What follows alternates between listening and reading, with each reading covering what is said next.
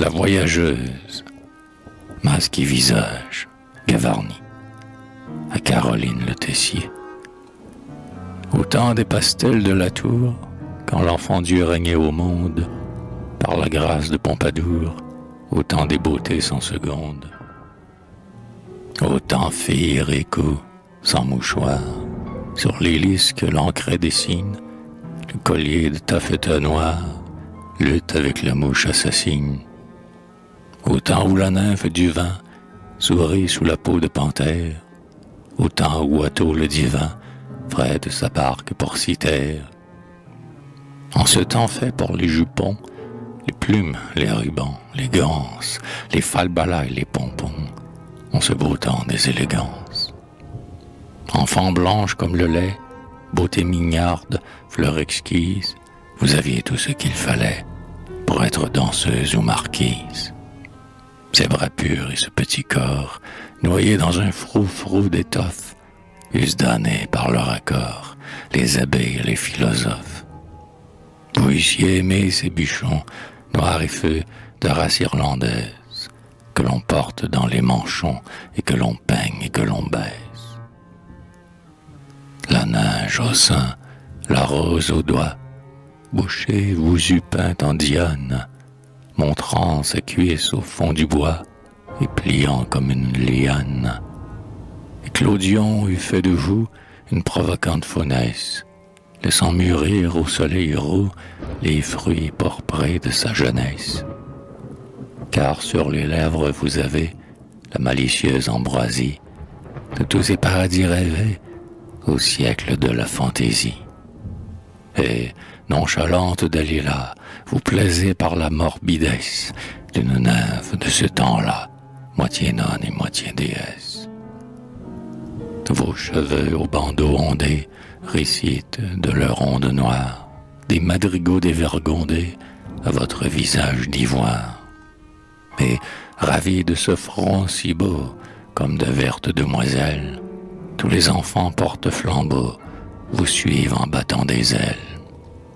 Tous ces petits culs nus d'amour, groupés sur vos pas, Caroline, ont soin d'embellir vos atours et d'enfler votre crinoline. Et les seins des jeux et des ris, d'où volent qui folâtrent et se jouent, nichent sous la poudre de riz, dans les roses de votre joue. Vos sourcils touffus, noirs, épais, ont des courbes délicieuses qui nous font songer à la paix sous les forêts silencieuses.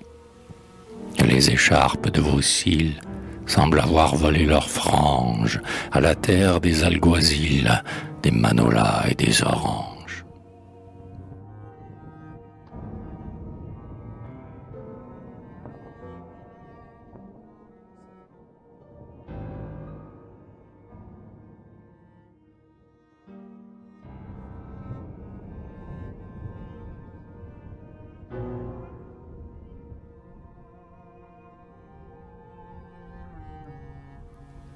Au fait, vous avez donc ôté, loin de nos boulevards moroses, pendant tout ce dernier été, sous les buissons de laurier rose.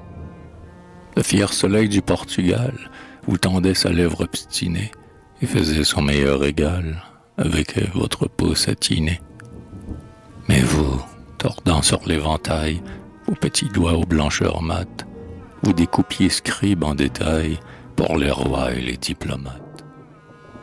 Et, digne d'un art sans rivaux, pour charmer les chancelleries, vous avez traduit Marivaux en mignonne espièglerie. C'est au mieux l'astre des cieux clairs qui fait grandir le sycomore, vous a donné des jolis airs de bohémienne et de mort.